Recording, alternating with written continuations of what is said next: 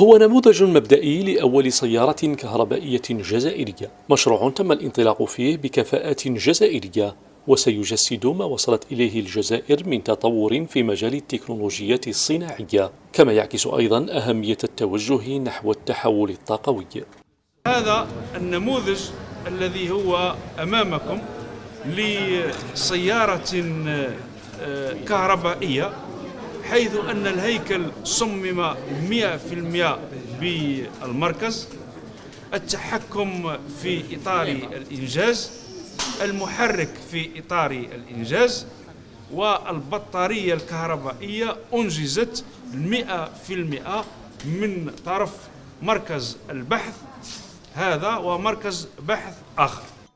السيارة تم تطويرها على مستوى مركز البحث في التكنولوجيات الصناعية، على أن يتم استكمال بعض الخصائص التقنية الأخرى المتعلقة بها. حاليا نقوم بإنهاء الدراسة في لابارتي إلكتريك، في الجزء الكهربائي.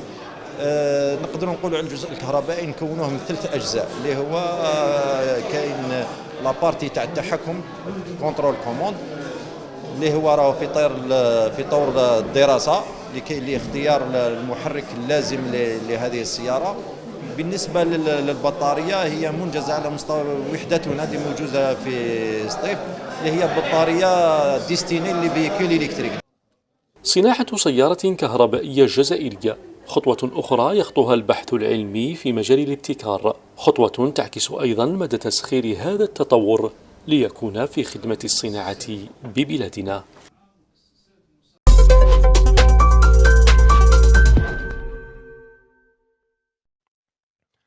مرة أخرى يؤكد المغرب موقعه الريادي في قطاع صناعة السيارات، فبفضل رؤية صاحب الجلالة الملك محمد السادس نصره الله أصبحت المملكة رائدة على المستوى القاري وقاعدة عالمية لصناعة السيارات. واليوم يترأس جلالة الملك حفظه الله حفل تقديم نموذج سيارة أول مصنع مغربي، شركة نيو موتورز، التي قامت بإحداث وحدة صناعية بعين عودة جهة الرباط سد القنيطرة لتصنيع سيارات موجهة للسوق المحلية وللتصدير. ويتوقع أن تبلغ الطاقة الإنتاجية السنوية 27 ألف وحدة بنسبة إدماج محلي تصل إلى 65%.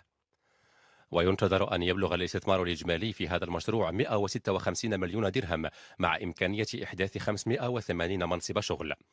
وكانت الوكالة الوطنية للسلامات الطرقية قد منحت في فبراير 2023 المصادقة النهائية للمركبة الأولى، وأشرفت المقاولة على إطلاق السلسلة الأولية للإنتاج.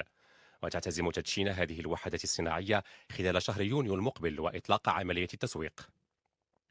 وتشرف على هذا المشروع الذي يعد إذانا بميلاد أول علامة سيارة مغربية للعموم كفاءات وطنية، ويعتمد خصوصا على منظومة محلية لتجهيز السيارات تطورها المملكة. نموذج سيارة أول مصنع مغربي قام بتطويرها مغربي، مشروع مبتكر من شأنه تعزيز علامة صنع في المغرب وتدعيم مكانة المملكة كمنصة تنافسية لإنتاج السيارات. ويؤكد تقديم سيارة شركة نيو موتورز، وهي شركة برؤوس أموال مغربية، إرادة صاحب الجلالة الملك محمد السادس نصره الله لتشجيع المبادرات المقاولة الوطنية. وبهذه المناسبة وشح صاحب الجلالة الملك محمد السادس نصره الله السيد نسيم بالخياط المؤسس المدير لشركة نيو موتورز بوسام الكفاءة الفكرية. وفيما يتعلق بالنموذج الأولي لمركبة الهيدروجين لشركة نامكس، فقد تم تصميمه بشراكة مع المكتب الإيطالي المرموق للتصميم والمتخصص في هياكل السيارات بينين فارينا.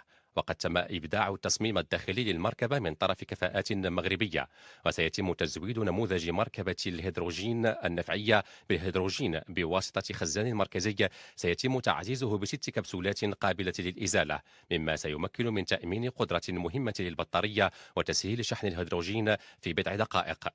ويضع هذا المشروع الرائد المغرب في صلب الدينامية المتجددة على المستوى العالمي، الرامية إلى تطوير أشكال جديدة للنقل تجمع بين النجاعة واحترام البيئة.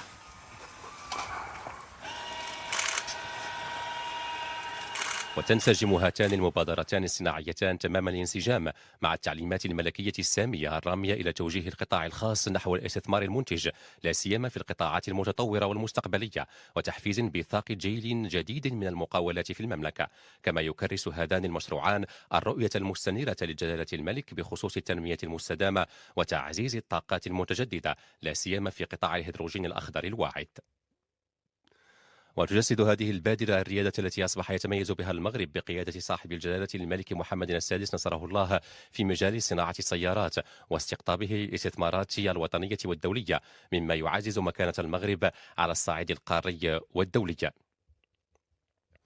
وبهذه المناسبة كذلك وشح صاحب الجلالة الملك محمد السادس نصره الله السيد فوزي نجاح المؤسس المدير لشركة نامكس بوسام الكفاءة الفكرية. جرى هذا الحفل بحضور وزير الصناعة والتجارة السيد رياض مزور.